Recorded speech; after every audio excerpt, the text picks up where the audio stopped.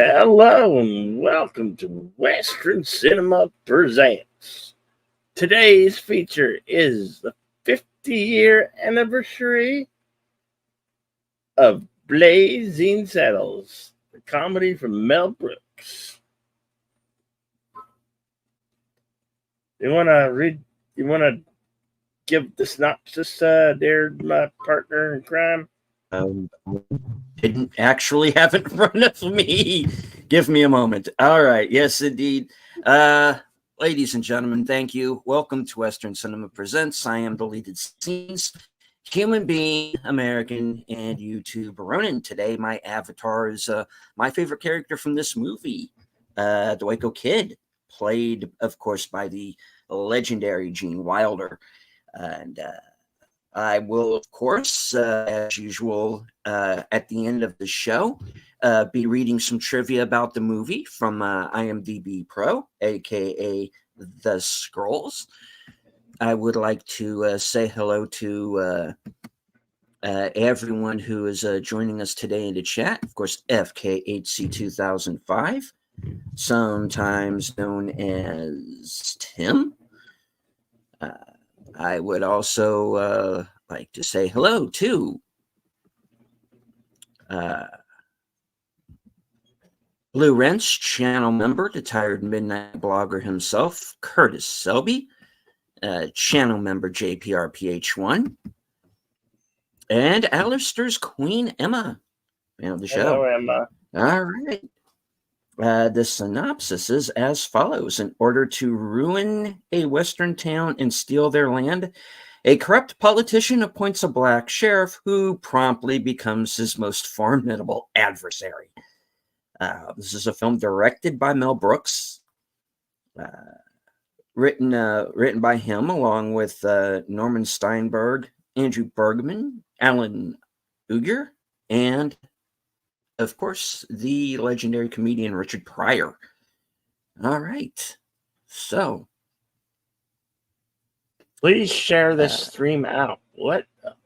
Yes, please. Everybody know on social media platforms that we are live with the and a 50th anniversary of Blazing Saddles. Yes, this has been a much requested film on this channel, and we wanted to wait till a special time. And now that we are approaching, as Bill said, the 50th anniversary of the film, we figured no time like the present. Yes, please get the word out. My channel is being currently shadow banned. So I don't know if anybody is seeing any notifications or anything of the sort. So please get the word out on the show. Let everybody know that we are live, and get it out there on social media. This is and as much as we would love to actually show these films to you here on YouTube, we are restricted by copyright law and the guidelines of YouTube. So if you do not have a copy, you could probably find this on, if you have Prime Video, I believe it's available to watch there. And it may be available on some other favorite forms. I hear Tubi's pretty good. It has a lot. So, Tube, if you don't have a physical copy and you want to watch along, check out Tubi or Prime Video. All right.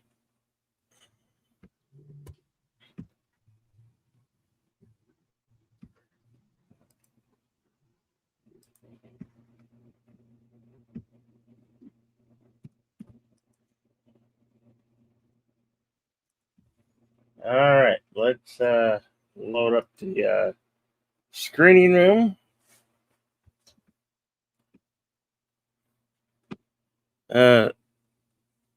Somebody's birthday? Okay. Anyway, we'll load up the screen room here and we'll get underway.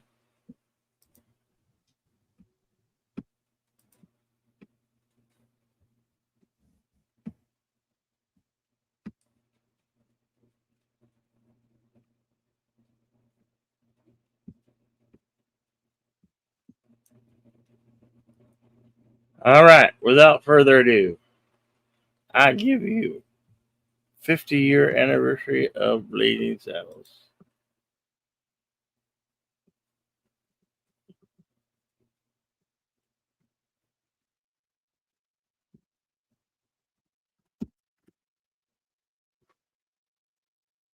Oh, oops.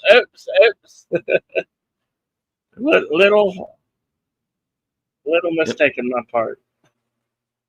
All right, here we go. Warner Brothers logo.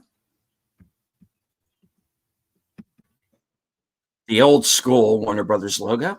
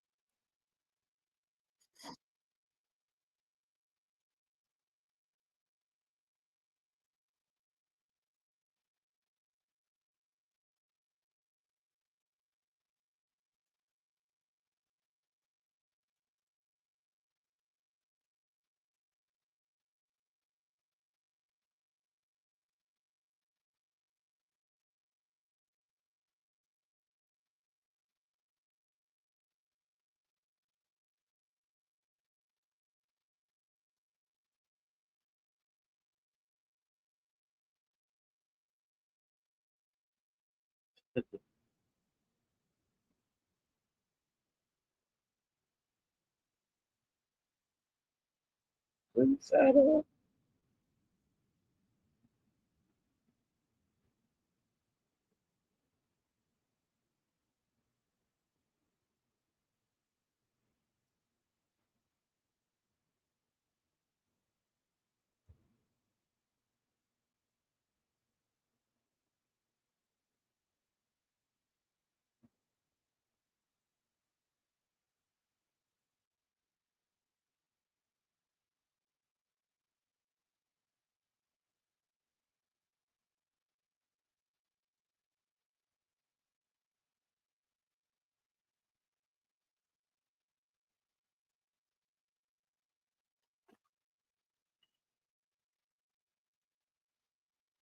This was also what a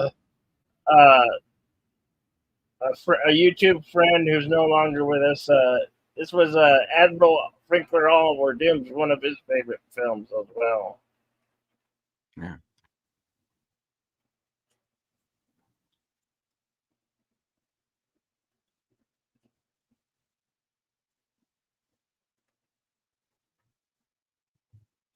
$114.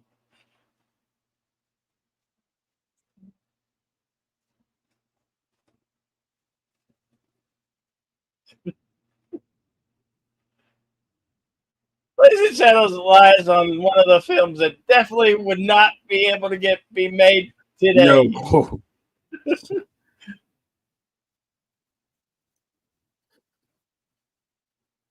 This came out in 1974. That's why it's 50 years.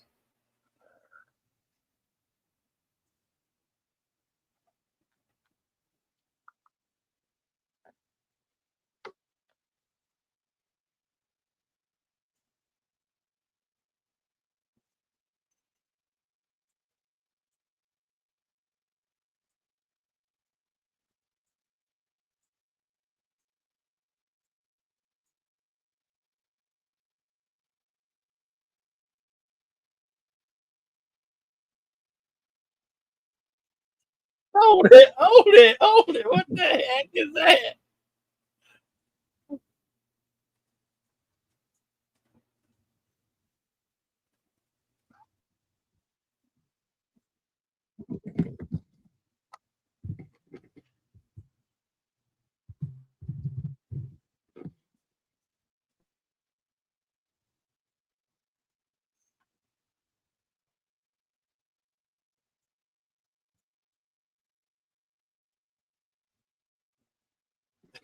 I love this. I love this scene. They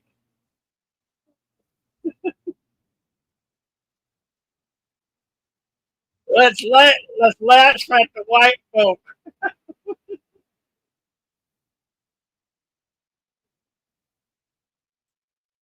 Crazy ass white folk.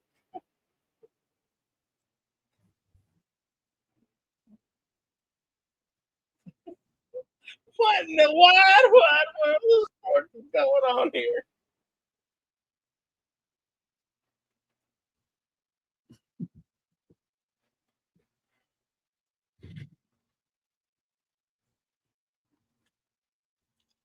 Slim Pickens, of course, we've seen previously in uh, Pat Garrett and Billy the Kid. Of course, he's also in Doctor Strangelove and Getaway, among many others. 1941. It was also 1941. Yeah.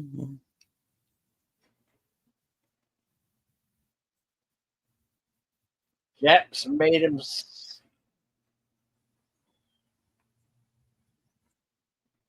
He swallowed the Cracker Jack fries to hide the compass from the Japs.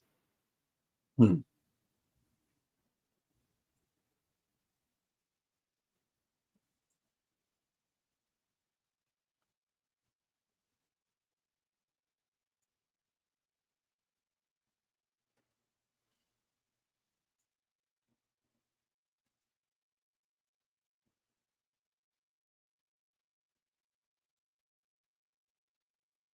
Uh-oh.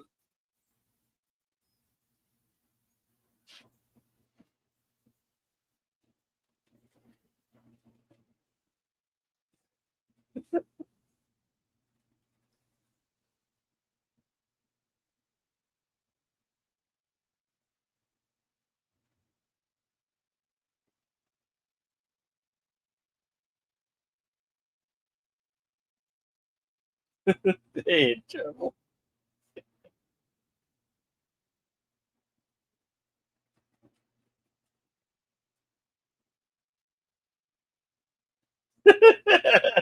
He's like,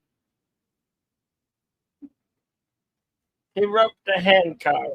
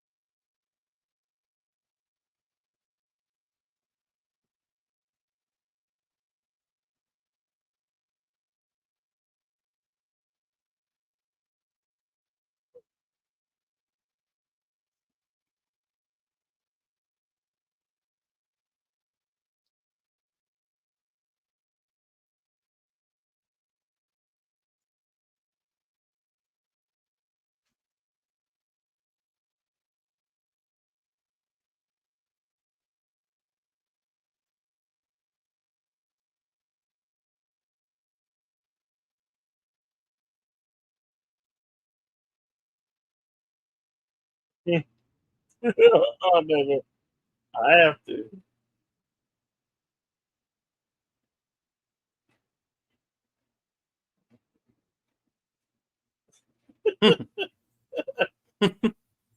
Hello, Malamar. Attorney General.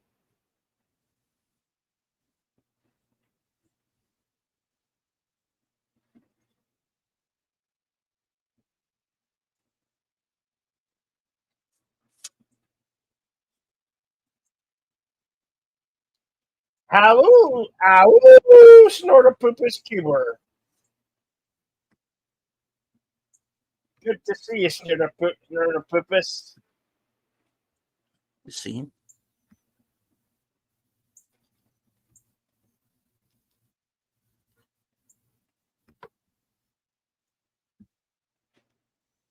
We we recently just started Blazing Saddles. We are 9 minutes 48 seconds into the film. Mhm. We have a link provided if you want to watch along. Like I said at the top of both chats, please feel free to share out the stream.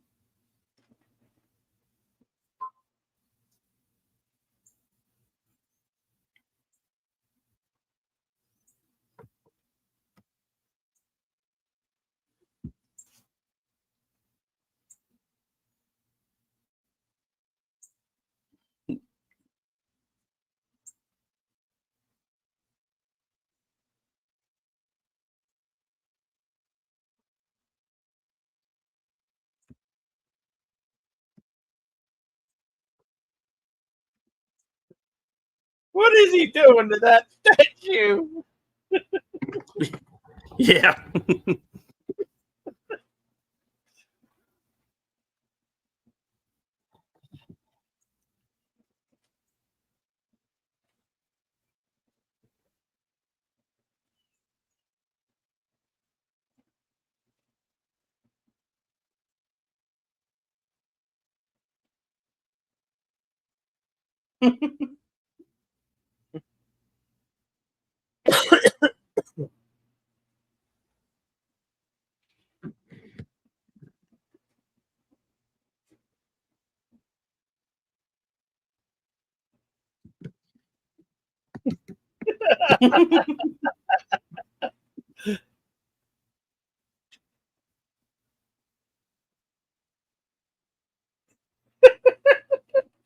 They did that. Hey, wait a minute. Didn't they do that in Egypt?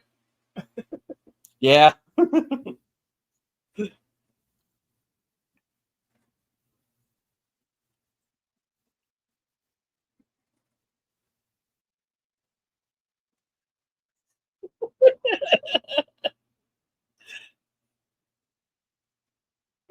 No, we no, a word we cannot say here, but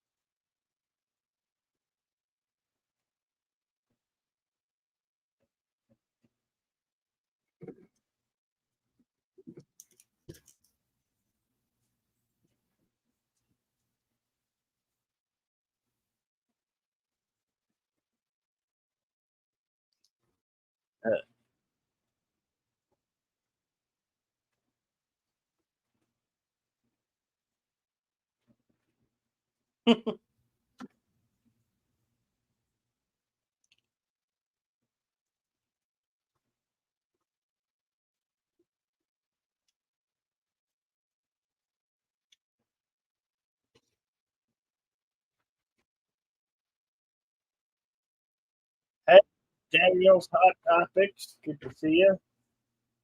Jim's Landscape. How you doing?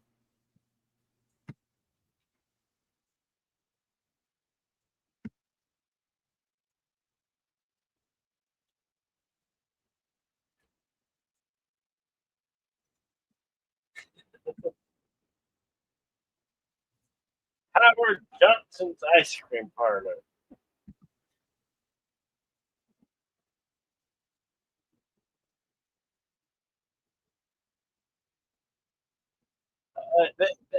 They have cows inside the bar. We got cows.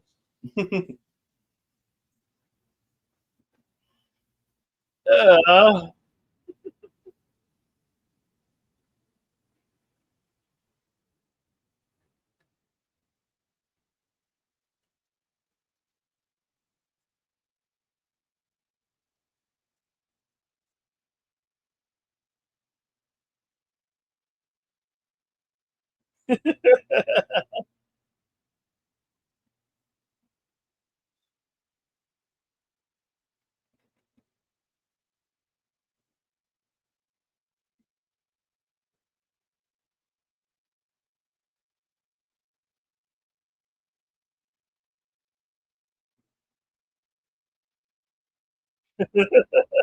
yeah.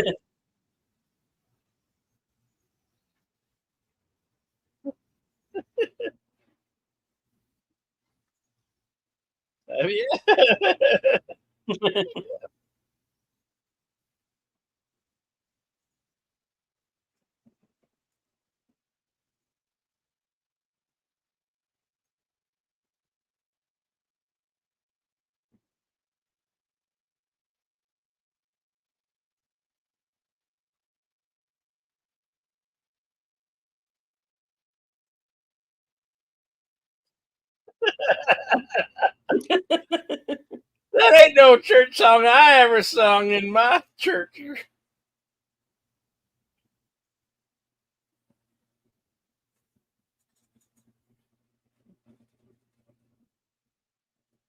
Thank you for subscribing, Craig Ducksworth.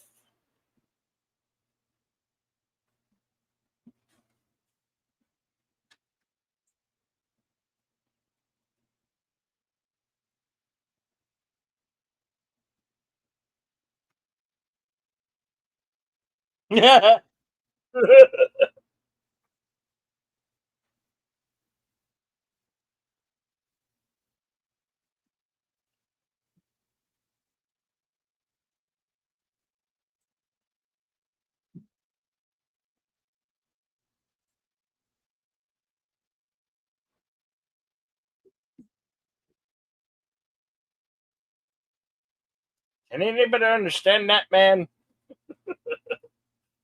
Oddly, yes. He speaks the best gibberish in this county.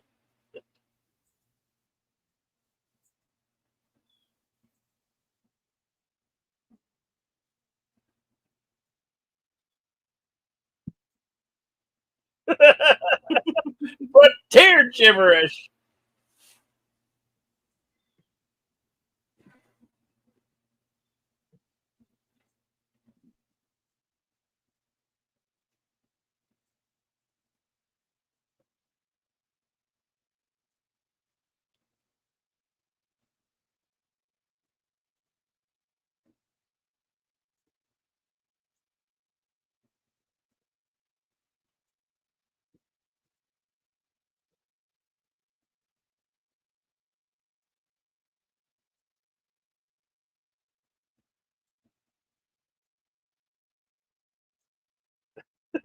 Everybody's last name is Johnson in this film.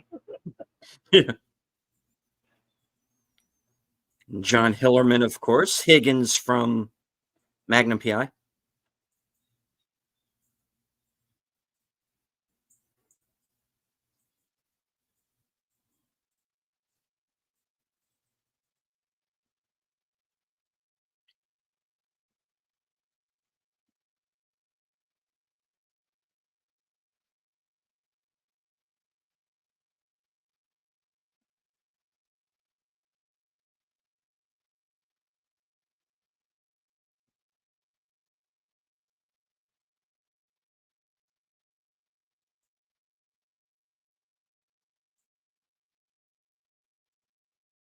Duck.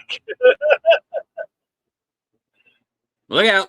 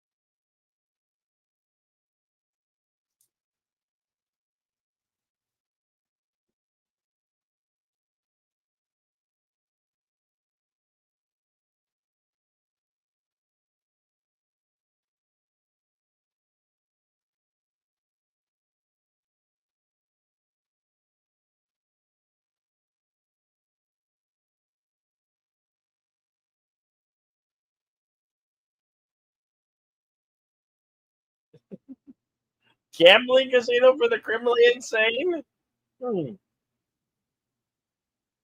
Developed in Rockridge. Hello.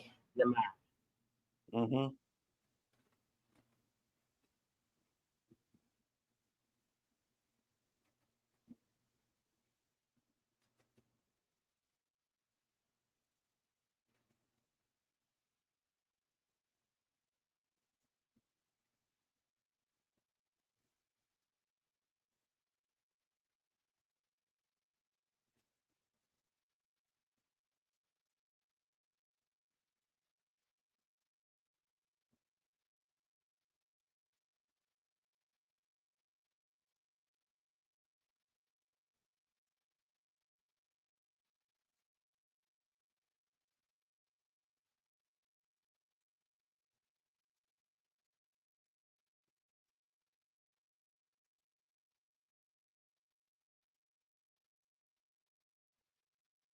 I didn't get a left out of that guy.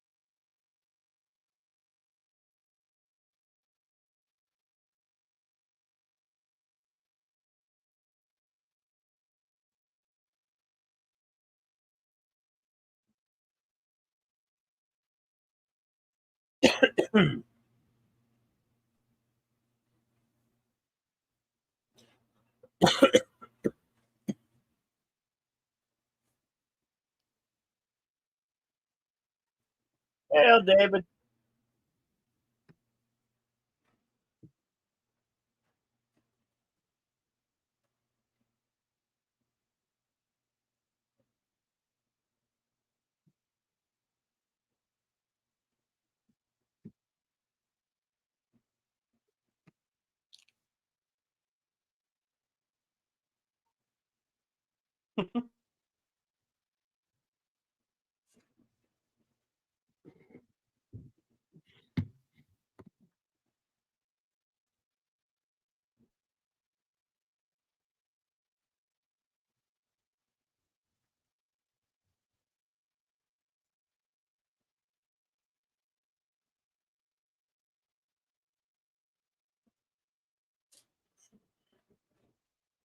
I think we're getting ahead of ourselves here.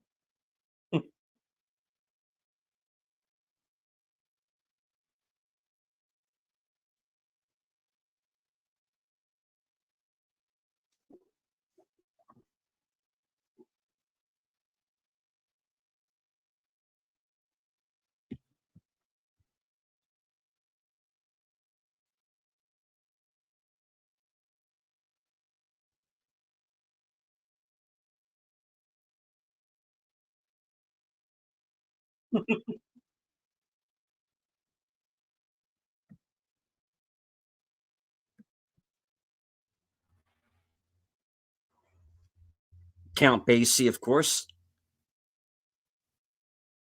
Hey, who are these guys? Oh, they're my theme music.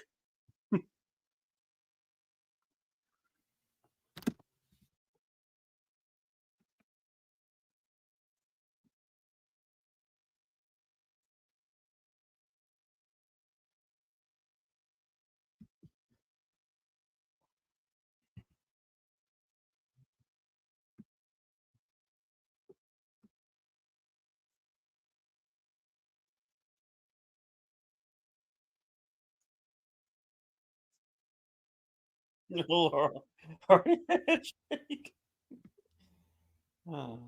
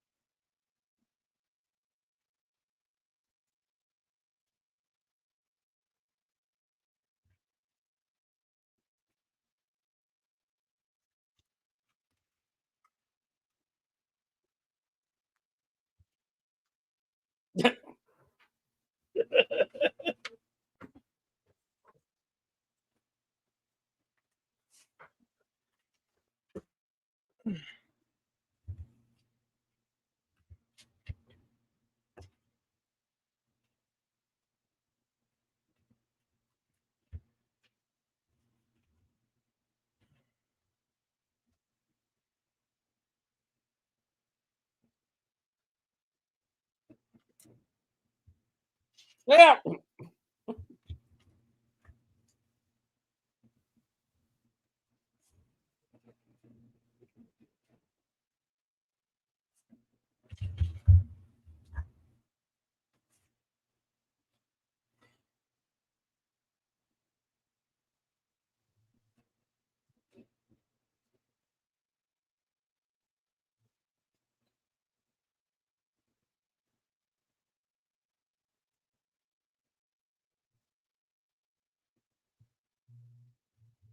You're on your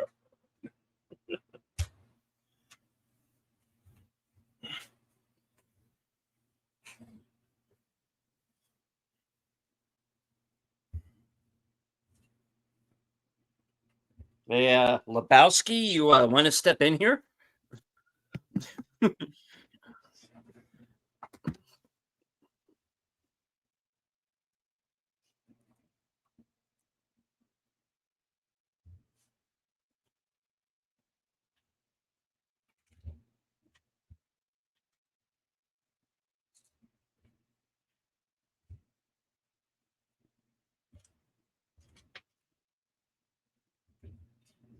This motherfucker's crazy.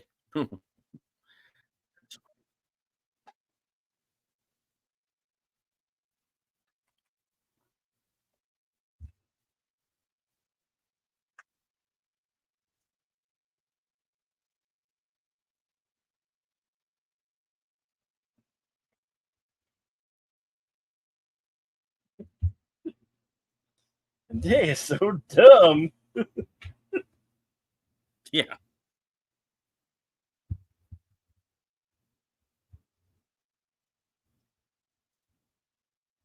I think that went well, don't you?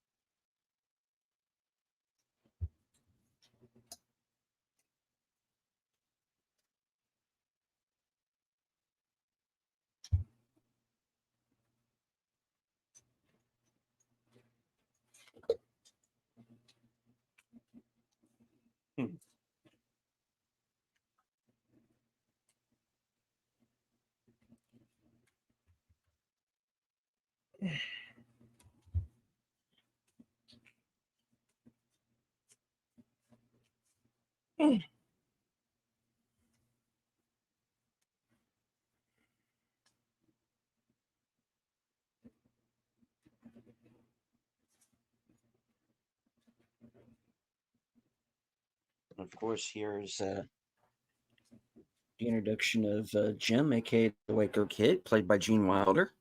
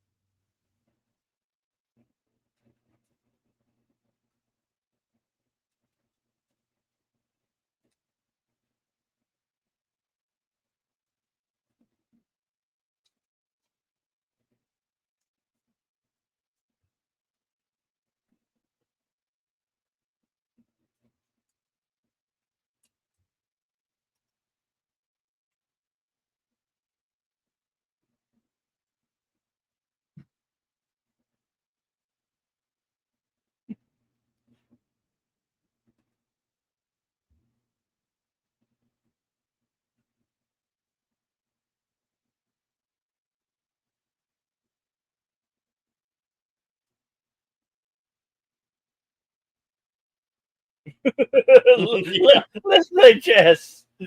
Yeah.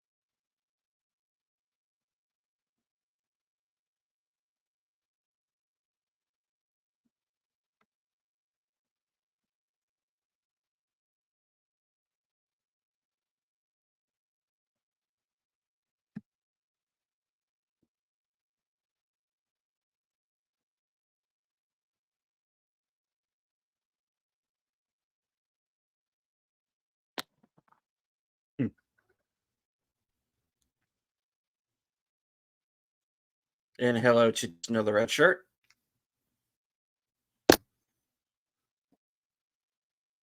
Hey, just another red shirt. Good to see you, pal.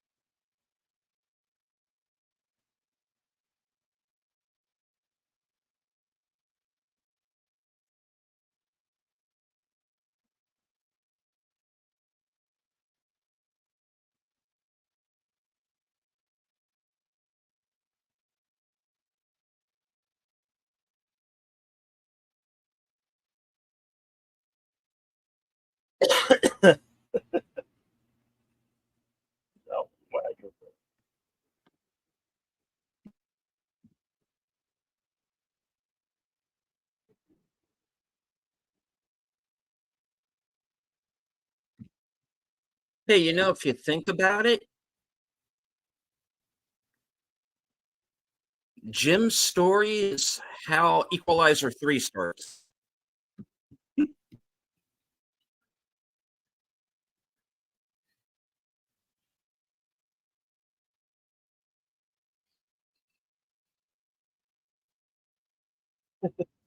So we made our own. Yeah.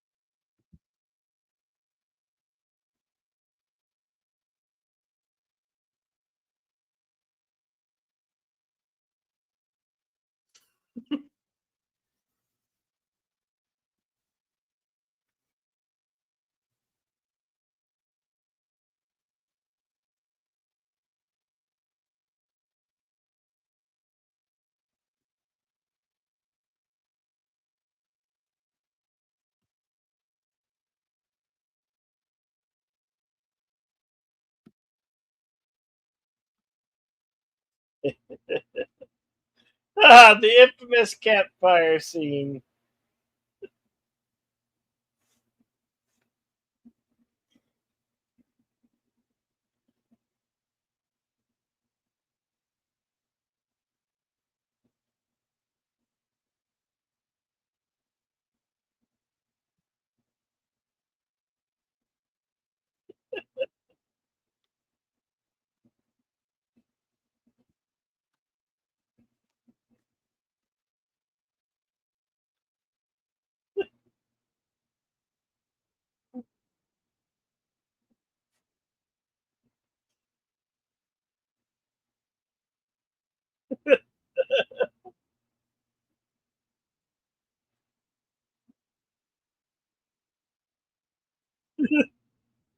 Say you had enough.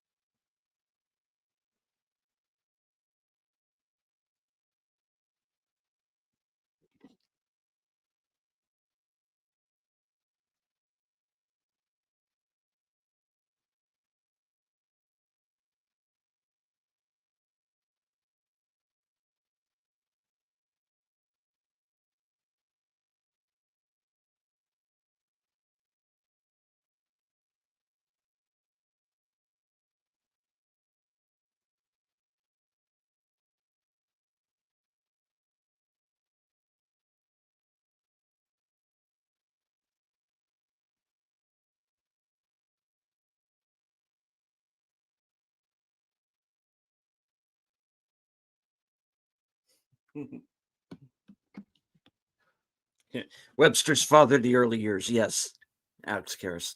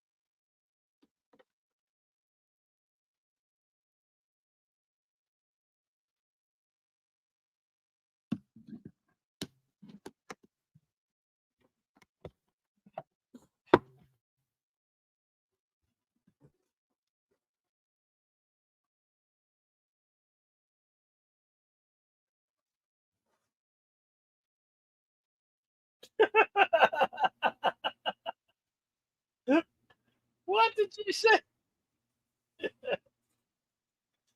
I shouldn't be laughing at that, but it doesn't get old.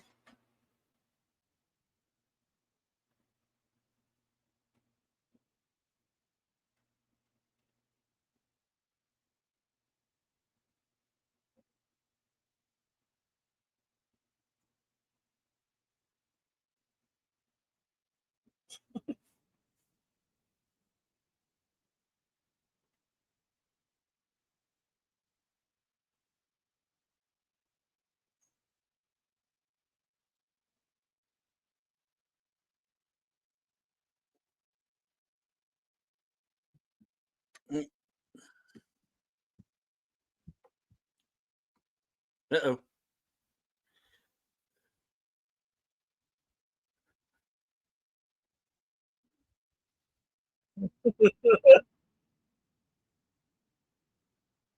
Cortina.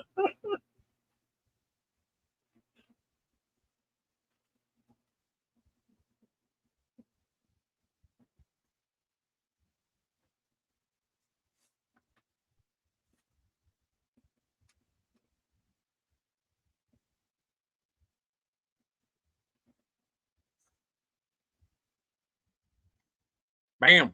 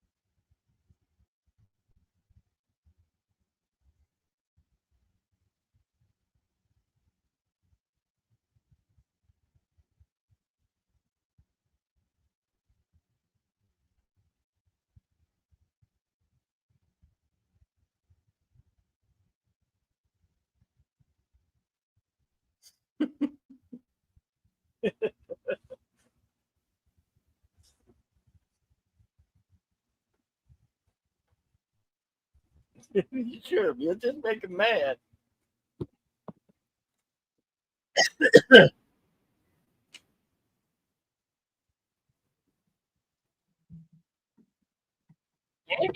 Mongo.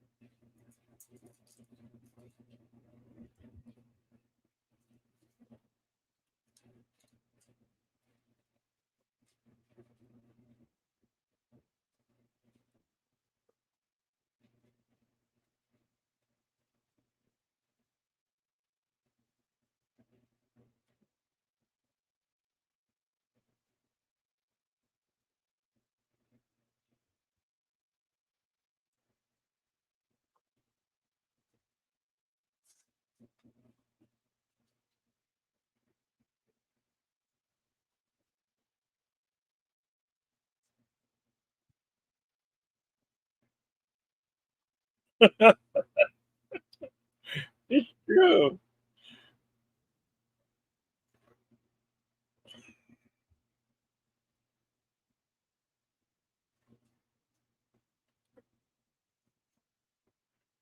"15 is my limit on snitcher grouping."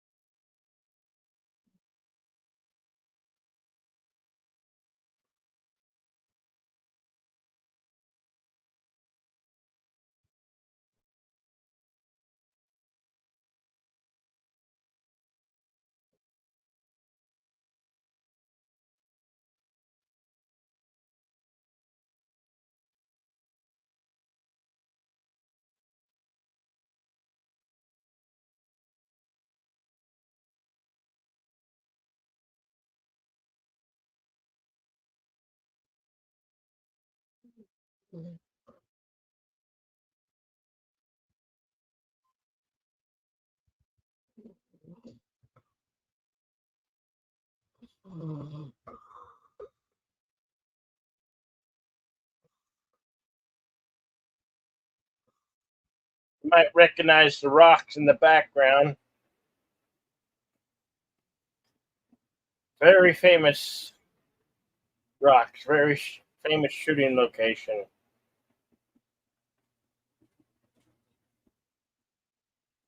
Bill and Ted's Bogus Journey, Star Trek, the original.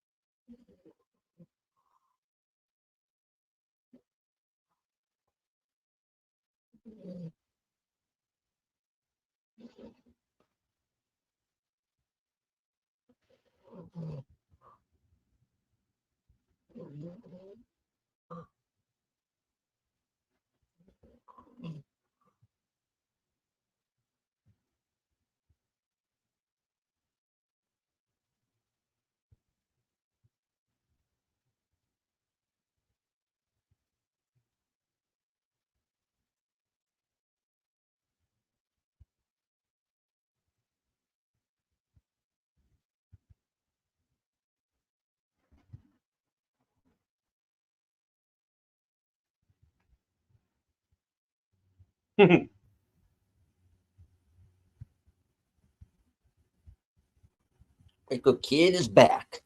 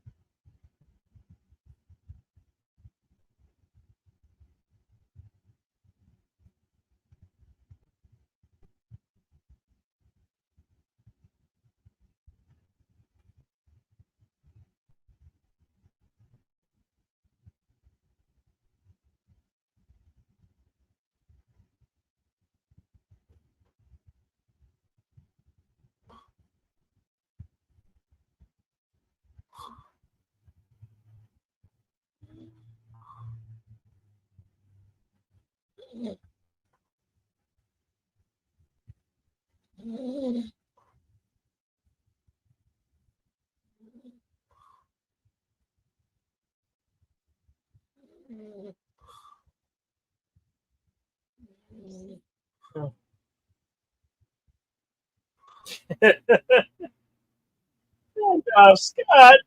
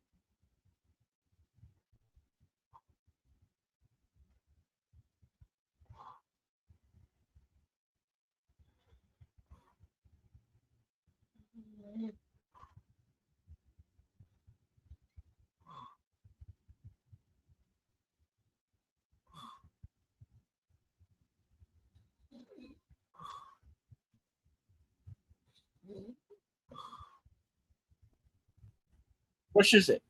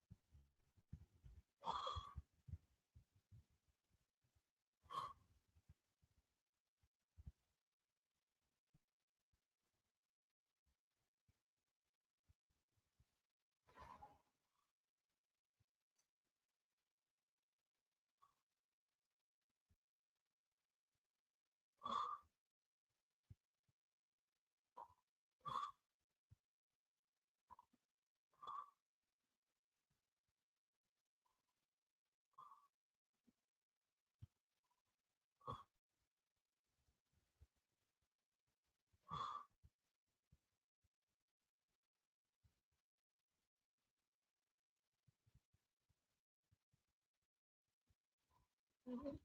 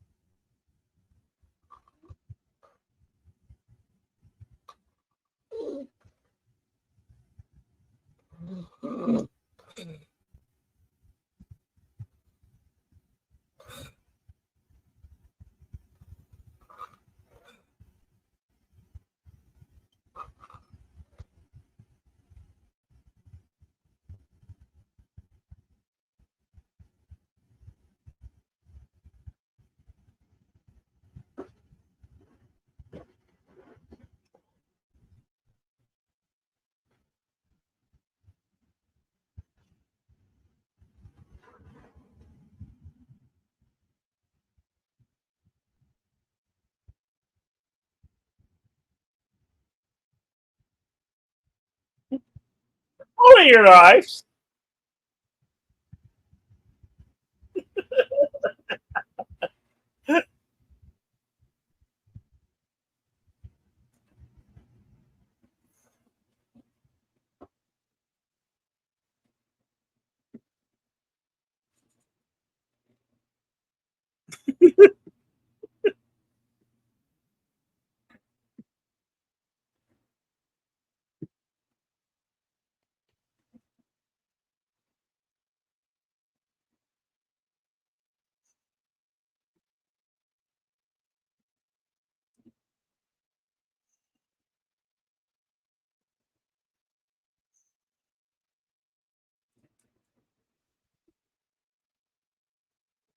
Wait. Before we go, let me get clear on this. Evil or evil?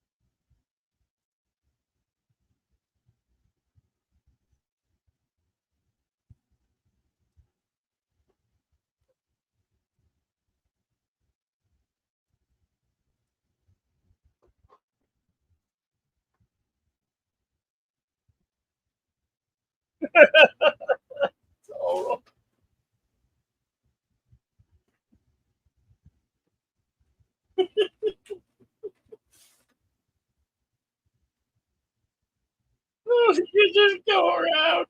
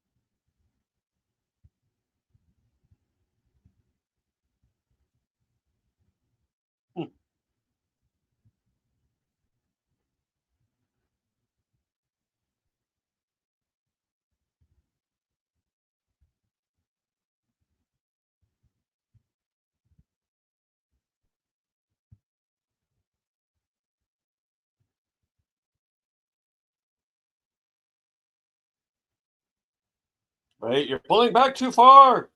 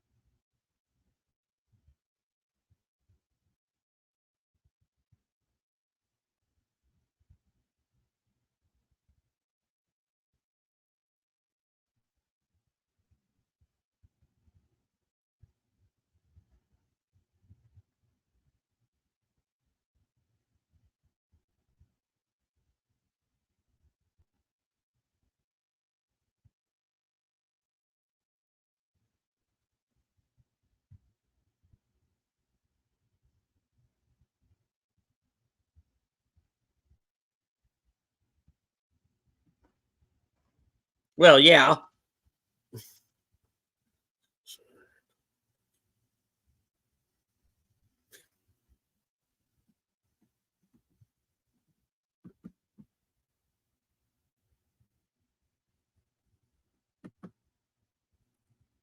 This goes so far off the rails at the end. I'm surprised they got away with it, to be honest.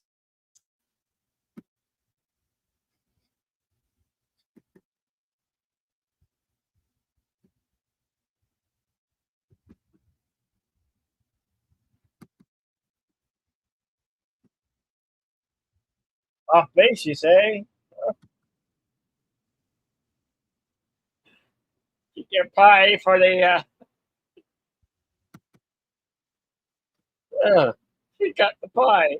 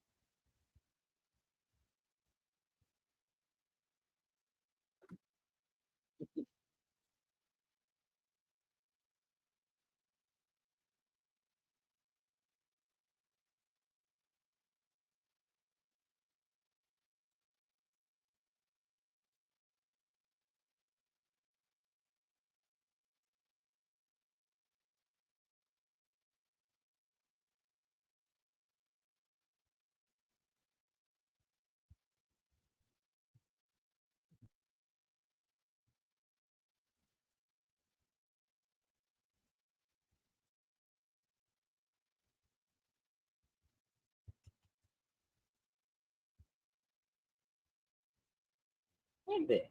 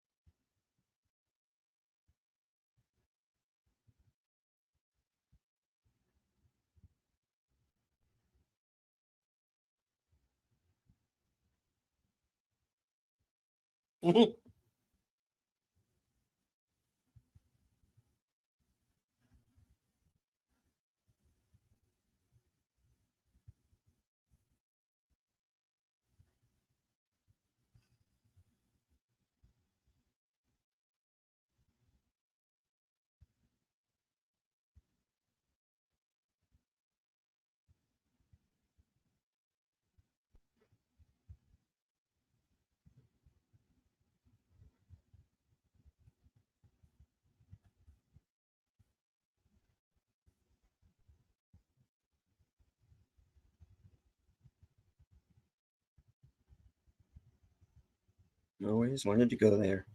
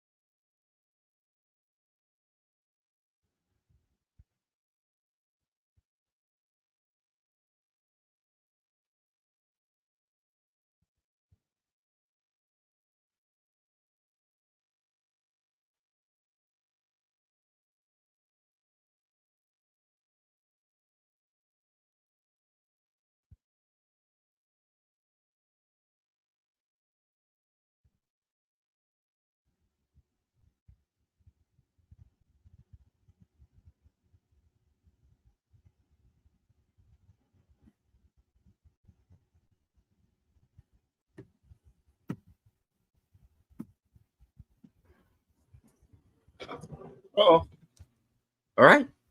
Oh, well, that was the movie, folks. Blazing Saddles.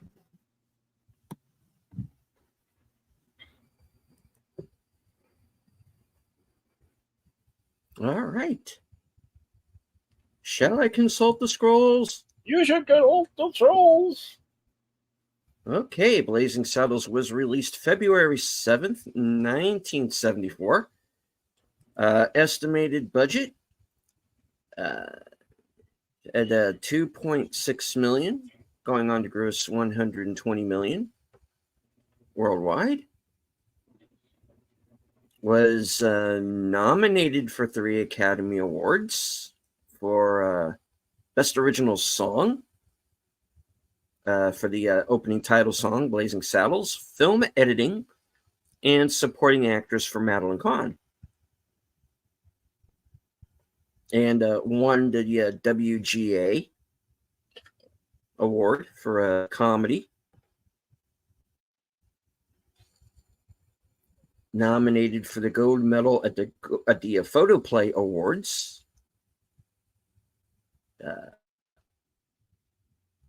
Nominated for best screenplay at the BAFTAs, which is the British version of the Oscars. And Cleavon Little was nominated for most promising newcomer to leading film roles.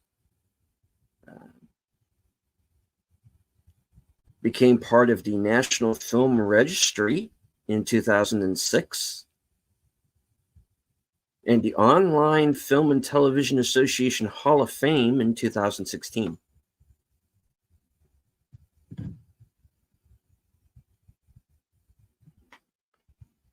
Right.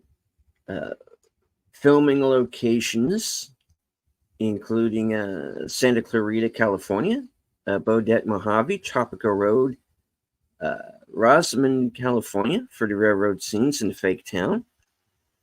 Buttes in Palmdale, California, USA, additional second unit shots. Of course, the Grauman's Chinese Theater, 6925 Hollywood Boulevard, Hollywood, Los Angeles, for the finale.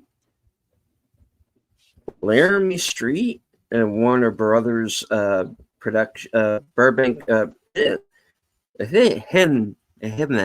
said, why don't you speak?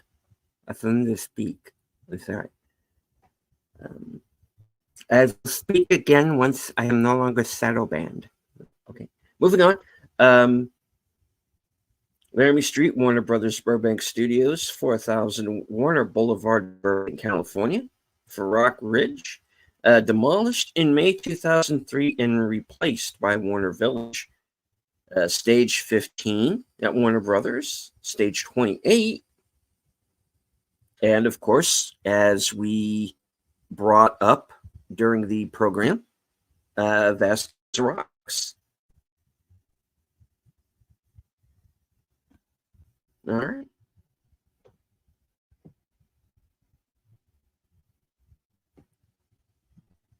On to the trivia. There are 138 items on IMDb Pro. We'll get through some of them here.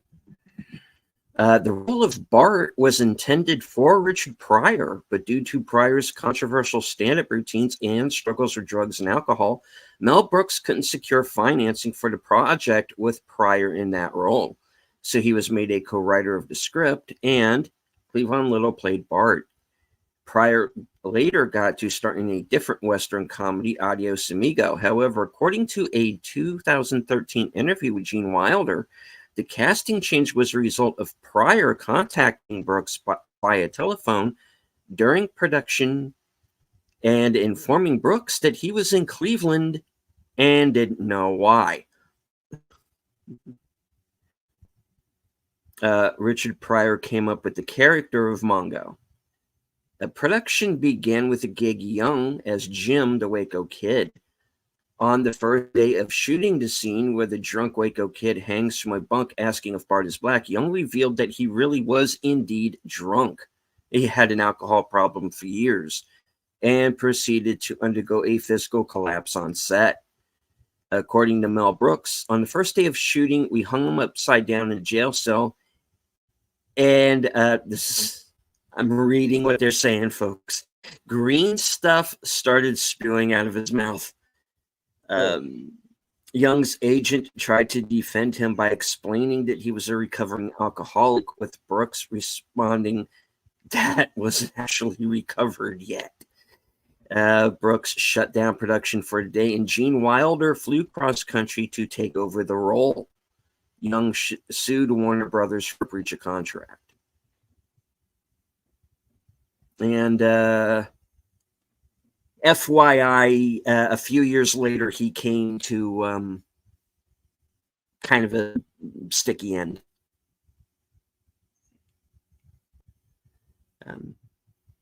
Script writer Andrew Bergman originally named the lead character Tex X.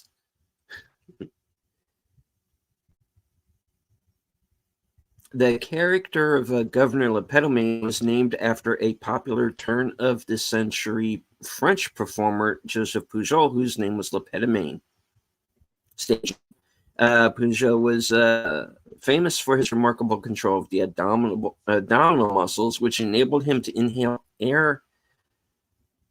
Jesus Christ. Okay. Inhale air into his rectum and expel the air upon command, farting at will. His stage name combines the French verb péter, to fart, with the main suffix. Why do I have to do this to myself? I don't know. Meaning maniac, which also translates into fartomaniac. I got to read these before the show. The profession was also referred to as a flightless farteur or fartiste. Told stories punctuated with flatulence, demonstrated by his ability to blow out candle flames from 2 feet away with his back turned. So basically, the governor's name is William Fartomaniac.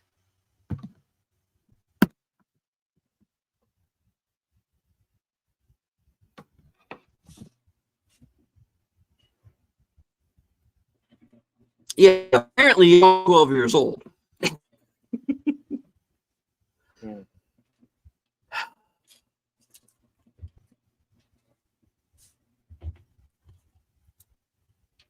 At around 40 minutes, the Indian chief, also played by Mel Brooks, speaks Yiddish. He says, "Blacks, don't be crazy, let them go." Okay.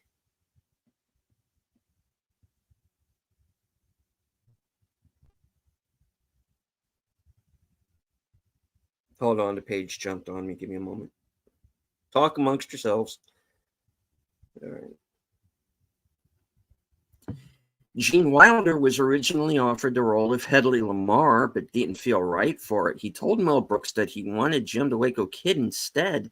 However, Brooks wanted someone older for Jim, someone like Dan Daly. Daly was originally considered for the role, but poor health and declining eyesight forced him to decline.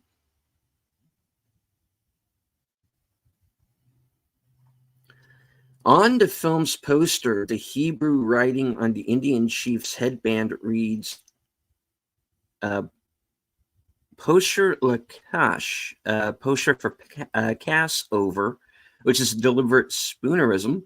Didn't know spoonerism was a word, but here we go. Of the Hebrew phrase, kosher for Passover. The joke was suggested by poster artist John Alvin's wife, Andrea. Cameo at around 25 minutes, Count Basie, leader of the jazz band in the desert. The song being performed is April in Paris, written by Vernon Duke and E.Y. Harburg in 1932. The arrangement Basie played in the film was made in 1955 and recorded by him at least twice. First as an instrumental, and then at the 1956 Newport Jazz Festival with a vocal by Ella Fitzgerald. Director trademark. Fourth wall break. Often breaks the fourth wall, having actors and actresses speak directly to the audience. Hedy Lamarr sued Mel Brooks over the use of the name Hedley Lamarr and settled out of court. Brooks said he was flattered by this attention. The reference to suing Hedy Lamarr was from Harvey Korman's first day on the set, and ironically made a comedic reference to what was, at that point, a non-existent lawsuit. And Shorty said, "We gonna get sued for this shit." On the marquee at Grauman's Chinese Theater, flashing the title Blazing Saddles is a Matt Lay-in covering the film's contemporary title, Black Bart. The final title of the movie wasn't decided until after principal photography.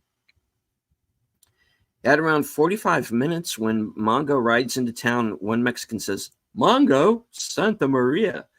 Mongo Santa Maria was a famous Cuban musician. When Mel Brooks advertised the show in the show's business trade papers for a Frankie Lane type voice, to sing the film's title song, he was hoping for a good imitator. Instead, Frankie Lane himself showed up at Brooks' office 2 days later, ready to do the job. But nobody told him the movie was a parody. Apparently, Lane did not take offense at the deception, considering that he reportedly was pleased with the film upon seeing it on release. The world premiere was at the Pickwick Drive-In Theater in Burbank, California, which has since been demolished. The guests rode horses into the drive-in for the premiere.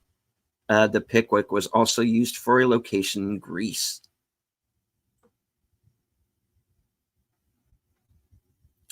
Filmed on the same outdoor sets as Westworld.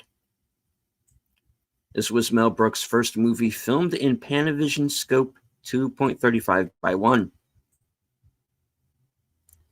The original plan for the film was to have Alan Arkin direct, with James Earl Jones playing Bart. At around 21 minutes, when handing out the paddle balls to everyone at the table, Governor Lepetomaine calls them by name as Frankie, Johnny, Patsy, and Kelly. Frankie and Johnny was a popular song in the 1930s, and Patsy Kelly was a popular comic actress at that time.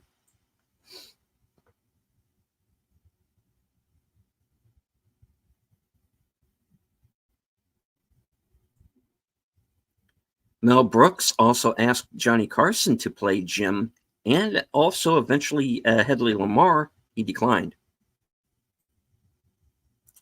At around 56 minutes, the voice for the drunk who Lily von Stupp kicks off the stage and the German soldier who joins her later in the show are both provided by Mel Brooks. The bull that Mongo rides has yes painted on one side and no on the other. This is apparently a reference to the practice of in the 1950s of marking the back of school buses for which side was safe to pass on, essentially implying that Mongo and his mount are as big as a bus. A large photo of Edward G. Robinson can be seen hanging on the commissary wall during the pie fight. Blazing Saddles is number 9 on Bravo's list of the 100 funniest movies. Premiere voted this movie as one of the 50 greatest comedies of all time in 2006. According to Mel Brooks' audio commentary, Warner Brothers released the film again in the summer of 1975 because it didn't have any other big pictures to release. Director cameo. Mel Brooks is also the outlaw on the recruitment line, around 70 minutes, smiling and wearing an aviator's costume. He also, of course, plays the Indian chief and the governor. Mel Brooks had a lot of parts in this movie. It's his film. Yeah. Yeah.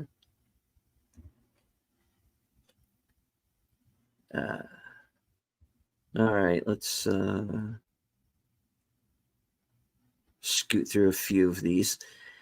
In the DVD commentary, Mel Brooks said that the working title for the film was Tex X, as a reference to a black Muslim leader, Malcolm X. It was then switched to Black Bart, then to the Purple Sage.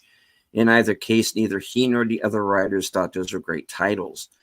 Brooks says that one morning he was taking a shower and the words Blazing Saddles suddenly popped into his head. When he got out of the shower, he pitched the title to his wife, the late Anne Bancroft, who liked the idea, and that's how the movie ended up with its title.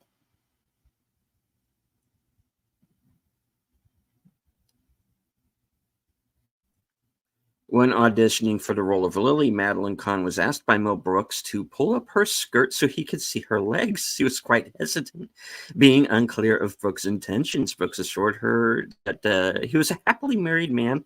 Actually, he just wanted to see if she had legs good enough to approximate Marlene Dietrich's famous gams. So she lifted her skirt and said no touching. The Lily von Stupp character was a parody of Marlene Dietrich.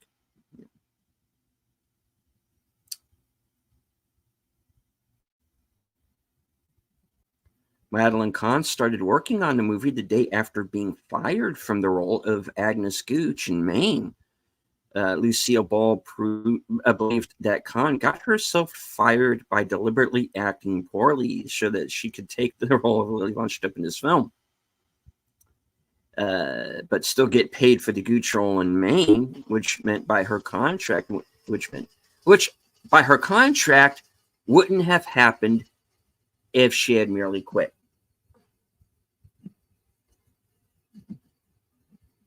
My neighbors, ladies and gentlemen, making appearance in the show. Sorry for the background noise, folks. Okay. The scene in which Cleavon Little aims his gun at his own head to save himself from the townspeople's wrath was based on an incident from Mel Brooks' childhood.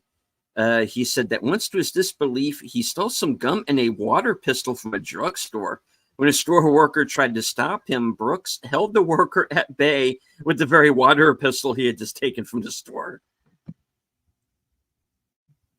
After writing his first 2 feature films on his own, Mel Brooks was nostalgic for the collaborative group writing style days of his days on your shows, so he employed 4 other writers with him to work. According to Andrew Bergman, who wrote the treatment on which the film is based, almost all of the scenes include some contribution from the 5 writers. One studio executive stopped Mel Brooks in an elevator at the Warner Brothers lot and told him that several scenes were offensive and needed to be cut in order for the picture to be released.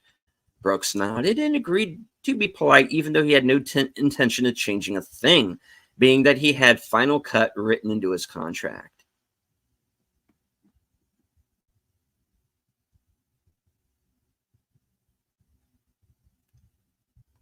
Just as George Firth's character is named after Van Johnson, David Huddleston's character, Olson Johnson, is named after a comedy duo, Ole Johnson and Cheek Johnson, a.k.a. Olson and Johnson. Band leader Count Basie, who appeared in this film, also made a film with the real Olson and Johnson titled Crazy House.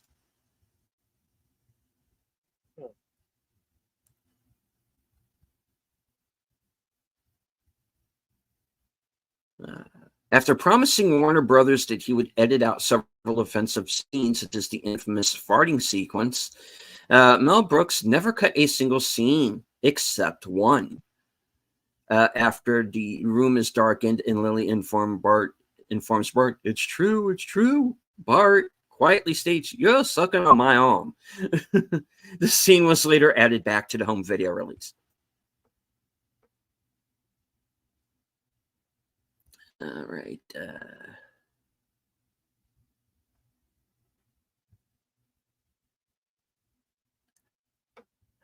The character of Gabby Johnson is a tribute to George Gabby Hayes, who some film historians have dubbed the ultimate sidekick.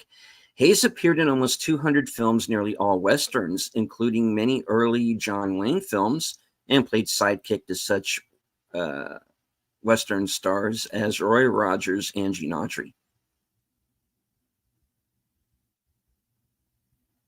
At the beginning of the scene in which Mongo awakens chained up in the sheriff's office, when Bart is hanging up posters on the board, there is a wanted poster already hanging up on the wall.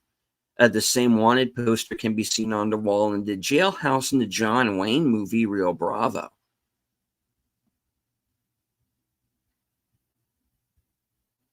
When the film was first screened for Warner Brothers executives, none of them laughed, and the movie looked to be a disaster that the studio would not release. However, Mel Brooks quickly set up a subsequent screening for the studio's employees.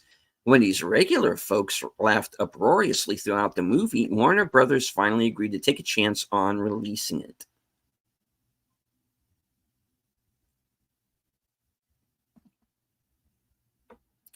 The character of Bart is possibly based on famed Black U.S. Marshal Bass Reeves of the Arkansas Indian Territory in 1875, and later the area of Paris, Texas in 1893. Other characters that I know are based on Bass Reeves. The Lone Ranger, believe it or not, and the Sam Chisholm character that Denzel Washington plays in his version of Magnificent Seven is also somewhat based on Reeves. And there is a Bass Reeves TV show out right now. I think it's on Paramount Plus.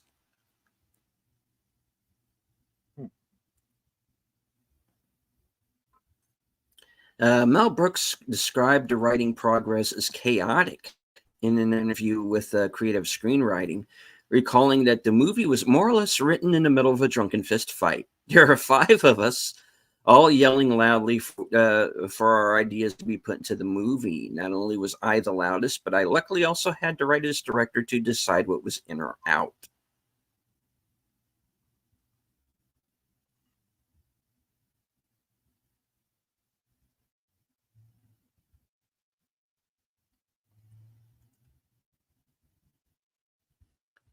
For the desert shoot, Slim Pickens stayed on the location in his RV and would sit out front in the evenings with a campfire and his Winchester rifle. Mel Brooks' son, writer Max Brooks, was born during the production. Of course, he went on to write World War Z, the book.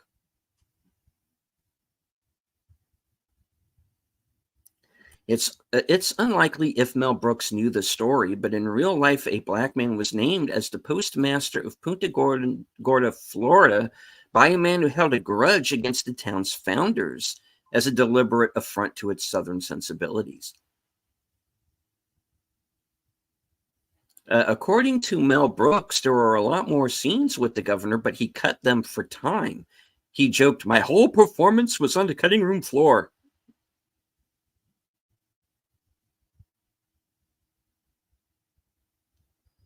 Gene Wilder and Cleavon Little quickly became friends on set. Since Little was a Broadway actor, Wilder would give him pointers for acting in front of the camera. The film's choreographer is named Alan Johnson. He fits right in with all the townspeople who are all named Johnson. Johnson.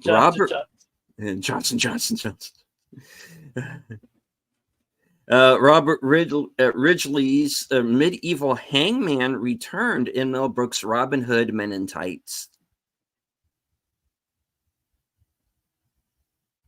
Another classic. Mm-hmm. Gene Wilder said of the film, "They've smashed racism in the face, and they're doing it while you laugh."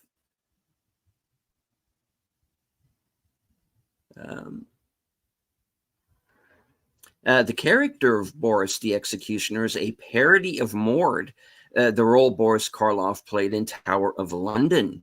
Mord is an assassin hired by Richard III, played by Basil Rathbone, to eliminate his rivals to the British throne.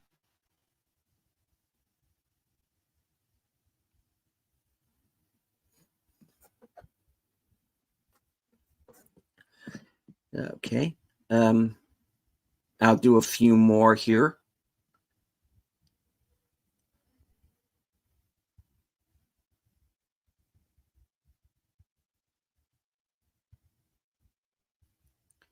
In September of 2016, while former President Barack Obama was introducing the winners of the 2015 National Medals of the Arts and Humanities, one of whom was Mel Brooks, Obama joked, "We are here today to honor the very best of their fields, creators who give every piece of themselves to their craft." As Mel Brooks once said to his writers on Blazing Saddles, which is a great film, "Write anything you want, because you'll never be heard from again. We will all be arrested for this movie." Alex Karras, who of course played Mongo, was a defensive lineman for the Detroit Lions from 1958 to 62 and 64 to 70. He missed the 1963 NFL season because he was suspended for gambling, along with Paul Hornig.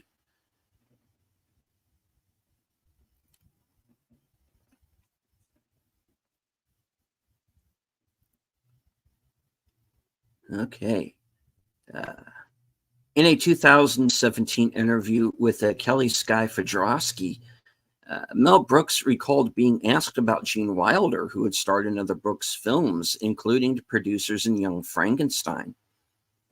Since Wilder's death in August of 2016, Brooks has added in a few extra minutes into his appearances for the film's special screening. Mel Brooks back in the saddle again following the screening. Brooks came out for a Q&A session to talk about the iconic and controversial figure that almost wasn't. I still get goosebumps, the 90-year-old said, getting a kick out of watching the audience's reactions as he stands quietly in the wings or in the back at his sold-out venues while his beloved film is viewed.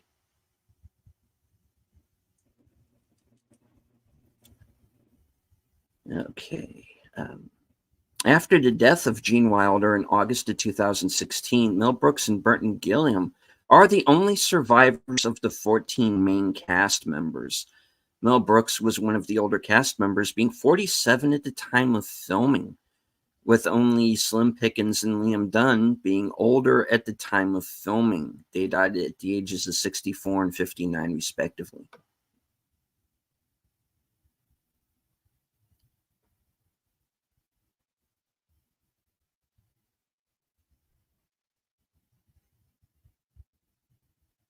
Okay. The $400 hand cart would be worth $10,705.58 in 2023.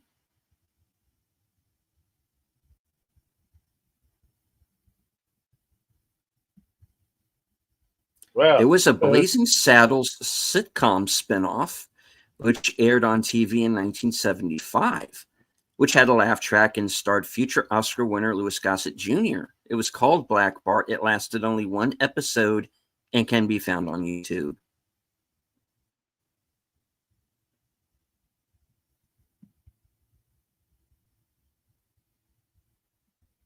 Yeah. Mm-hmm.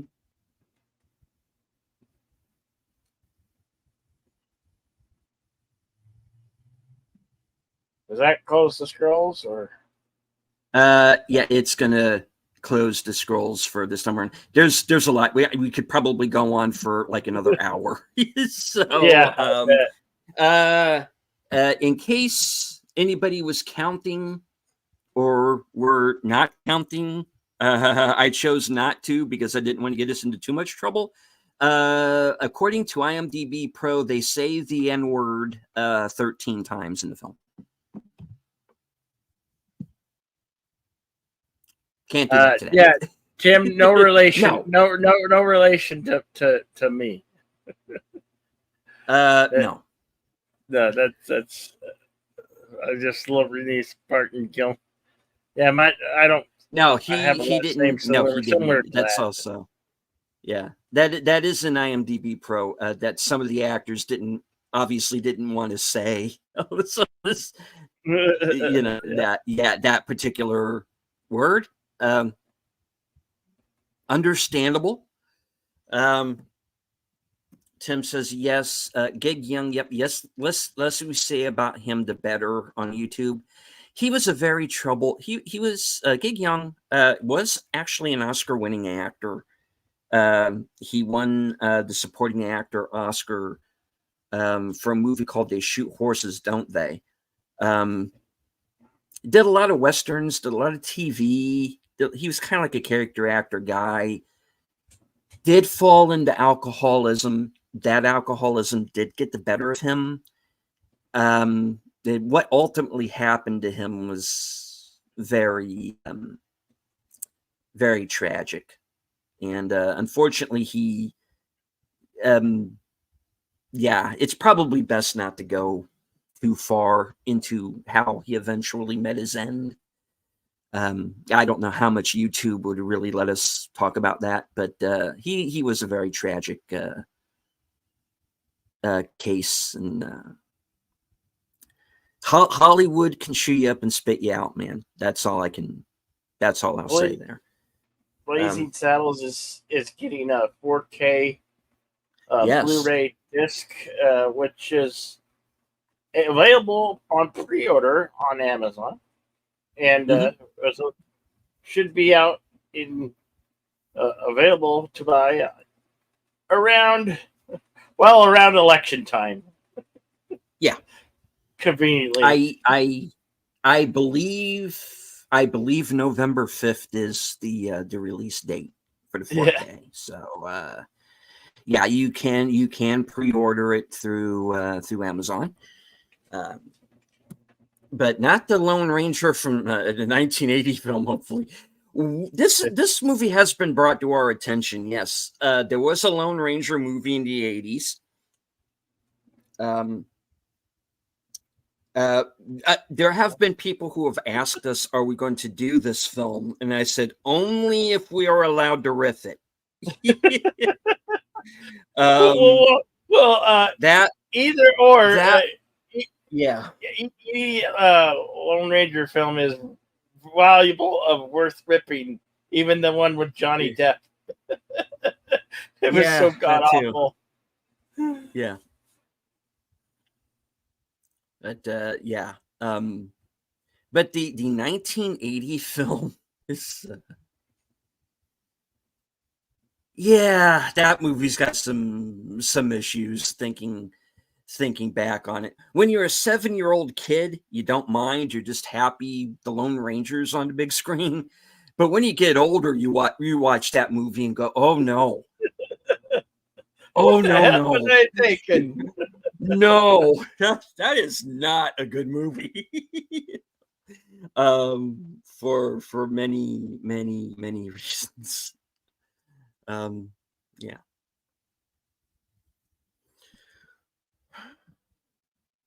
Okay, so Bill, what do you have coming up? Are closed. Yes, the scrolls are closed. But we're gonna have to reschedule Thursday's show because I got a doctor's appointment around. Okay. What time? Thursday we were going to do a Thunderball. Mm-hmm.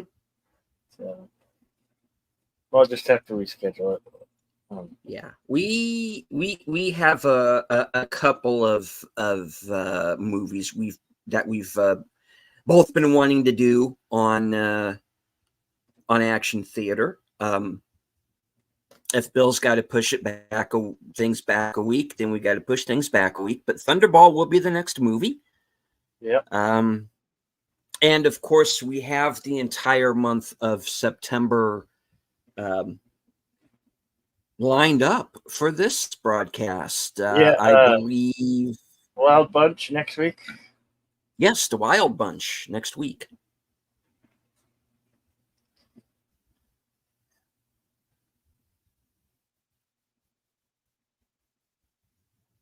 Wild Bunch, then the Outlaw Josie Wales, and then the Good, the Bad, the Ugly. Yeah. That's how it's going to go here on Western Cinema for the rest of September. Indeed. Well, we do hope, if you didn't get to catch this one today, we do hope you catch it at some point if you have not seen the film. It's worth a couple looks. It's like one of the best. It is one of the best comedies ever made. Anyway, without further ado, I'll say my parting words. Thank you all for coming out, joining us this afternoon, this evening. As always, be excellent to one another and party on. Can't wait to see you on the next one. And then I give it back over to my partner in crime to lead the scenes.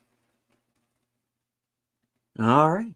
And as I always say at the end of every show, I do want to thank everyone who joined us on Cosme and on here in the live chat. Everyone who watches the show on replay.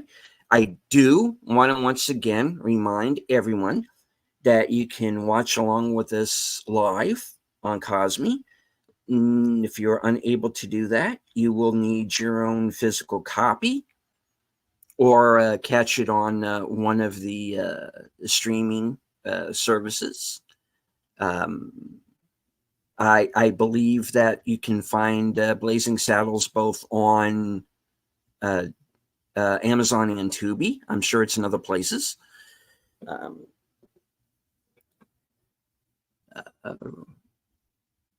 Catch us once again next week, same bat time, same bat channel, for the director's cut of Sam Peckinpah's The Wild Bunch. From HQ, our second home office in Arizona, in all points north, south, east, west, and beyond, good night, take care, stay strong, because this is how we win.